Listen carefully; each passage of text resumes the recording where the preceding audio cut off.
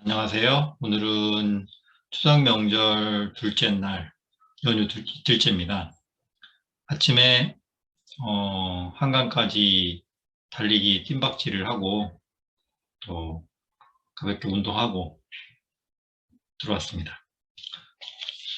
오늘은 세 번째 제 2부 지난주 자본주의에 이어서 투자에 대해서 얘기해 보고자 합니다. 지난주 자본주의 시간이 글을 쓰게 된 계기라든지 그리고 앞으로의 얘기를 하다 보니까 되게 길어졌어요. 17분이더라고요. 짧게 해야 되는데 하고 나서도 되게 길더라고요. 오늘부터는 좀 짧게 하려고 합니다. 왜 투자인가? 세 번째 시간 시작하겠습니다. 해밍웨이는 이렇게 말한다. 자신의 사명을 글로 적고 나면 당신이 스스로에 대해 알고 있다고 생각한 모든 것들이 벗겨져 나간다. 다른 것은 몰라도 사명 선언문만큼은 반드시 작성하라고. 나는 어떤 사람이 되고 싶은지, 어떤 삶을 살고 싶은지, 무엇을 이루고 싶은지 적어보라. 적어보면 또 많은 걸 생각해 보게 되죠. 어떤 원칙을 갖고 세상을 살아갈 것인지에 대해서 가슴에 품고 나름 인생 설계도를 가지고 살아가라는 거겠지. 사명 선언문이라. 무엇을 위해 어떻게 살 것인가. 그냥 적어본다면 우리의 삶은 존재 자체로 훌륭하며 성공과 행복, 보다 나은 삶, 보다 나은 세상을 위해 이 땅에 태어났다. 찬란하고 아름다운 오늘 하루를 뜨겁게 맞이하자. 이 정도? 내 직장 생활의 목표는 무엇인가? 직장인의 꽃인 임원이 되고 싶은가? 30대 초반까지는 그랬지. 그러다 이직을 하면서 바뀌었다.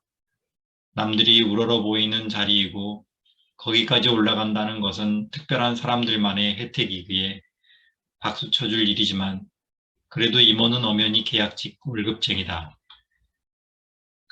내가 원하는 건 경제적으로 자유롭고 시간적으로 자유롭고 여유있고 따뜻한 삶이다.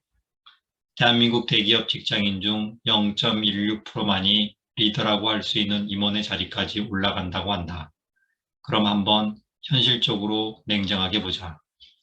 대부분인 99.84%는 임원이 되기 전에 50 전후에 자의반, 타의반 회사를 그만두게 된다. 99.84%인 이들의 삶은 불행한 것인가? 불행한 걸까요?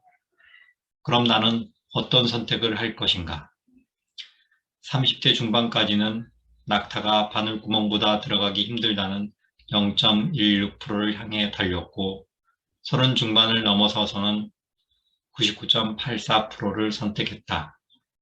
그러면 마음이 편해지고 주변이 달리 보이며 어떻게 자유를 얻을 것인지에 관심을 가지게 된다. 방향이 정해지고 나서는 어떻게를 생활화한 것 같다. 어떻게라는 질문을 생활화하는 것. 그에 대한 답은 자유다. 어떤 자유인가?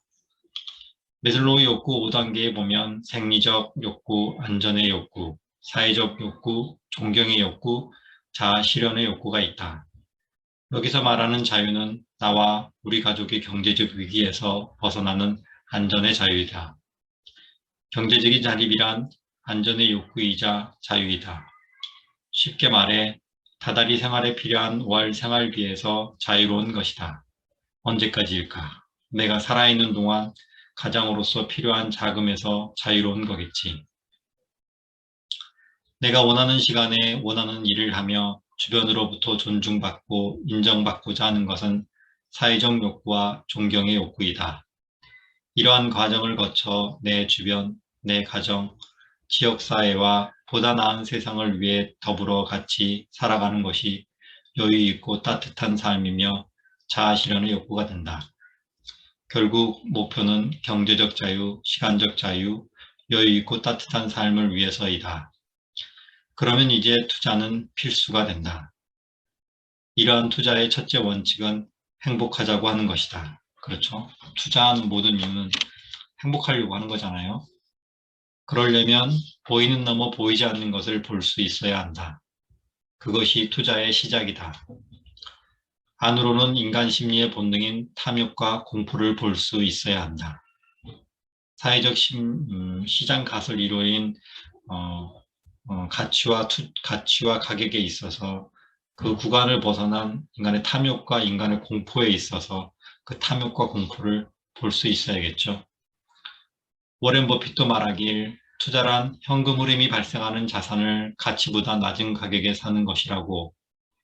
그러면 가치보다 낮은 시기가 언제인지 볼 수 있어야 한다. 밖으로는 흘려보고 흘려듣는 것이 아니라 자세히 보고 자세히 관찰해야 한다. 예를 들어 지금은 허름하고 쓰러져 가는 거지만 재건축이나 재개발 이후 변화될 단지의 모습을 그릴 줄 알아야 하고, 회사의 경우 재무제표와 적정 주식가치를 평가하여 그려보아야 한다. 그래, 결국은 경물치지이다. 격은 잣대로 잰다는 뜻이다. 직역하면 사물을 잣대로 재면 알매 이른다가 된다.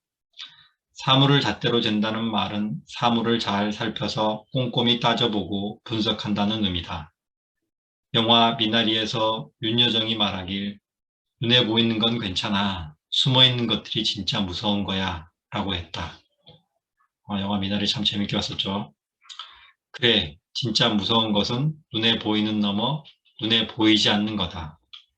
부자 아빠 로버트 기요사키도 말했다. 눈에 보이는 넘어 눈에 보이지 않는 것을 볼 줄 알아야 한다고. 단순하게 보이는 현상을 보고 관심을 가지고 패턴을 관찰하며 본질을 유추해 볼 수 있어야 한다. 투자도 마찬가지다. 신문기사의 글들 행간 넘어 보이지 않는 것들을 읽을 수 있느냐가 중요하듯이, 누구는 기사를 읽고서 그래, 그렇구나 하고 덮어버리지만 누군가는 똑같은 기사를 읽고서 이런 변화가 예상되겠네. 그럼 나는 어떻게 해야 할까? 고 말한다. 이제 투자는 생존이다. 세상에 투자를 하지 않고 부자가 된 사람은 없다. 투자의 기술보다 앞선 것이 부자가 되고자 하는 열망이고, 이보다 앞선 것이 긍정적인 마음의 자세이다. 인생은 개인의 능력과 끈기 있는 열정과 긍정적인 사고가 만나서 이루어진다.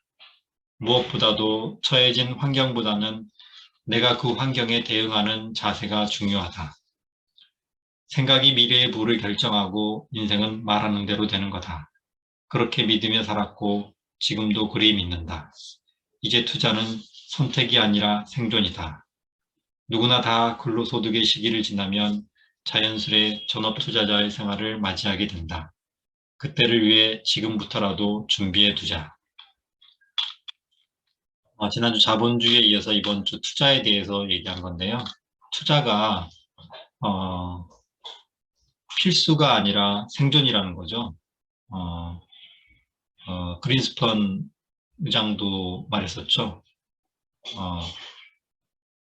문맹은 생활을 불편하게 하지만 금융문맹, 파이낸셜 일리터리스는 금융문맹은 생존을 어렵게 한다고 그랬죠. 생존을 불가능하게 한다고 그랬던 것 같아요. 그래서 금융문맹이 벗어나는 길이 결국은 인생을 행복하게 살아가는데 중요한 것 중에 하나라는 거죠. 직장 생활을 하면서 좀 저 같은 경우는 늦게 깨달은 것 같아요. 그냥 아침에 출근했다 저녁에 퇴근하는 그런 다람쥐 쳇바퀴 생활을 하다 항상 제자리였던 거죠. 외벌이다 보니. 그래서 나중에 뒤늦게나마 깨닫게 돼서 이런 투자에 대해서 배우고 또 성장하는 시간을 가졌던 것이 지금 생각하면 참 감사하게 생각합니다. 혹시나 저는 40대에 들어서면서 자본주의를 깨닫고 투자를 했는데 가능하다면 사회에 진출하기 전에 아니면 그 서른 즈음에 아니면 뭐 100세 인생으로 보면 지금 깨닫는다고 해도 늦은 건 아니겠죠. 그래서 투자는 반드시 살아가면서 필요하다는 것. 결국은 직장을 그만두면 어떻게든 모든 사람은 다 전업 투자자의 삶을 살게 되잖아요. 그래서 차근차근 미리 배워두는 것이 좋을 것 같다는 생각이 듭니다. 연휴 잘 보내시고요. 오늘은 여기까지 하겠습니다.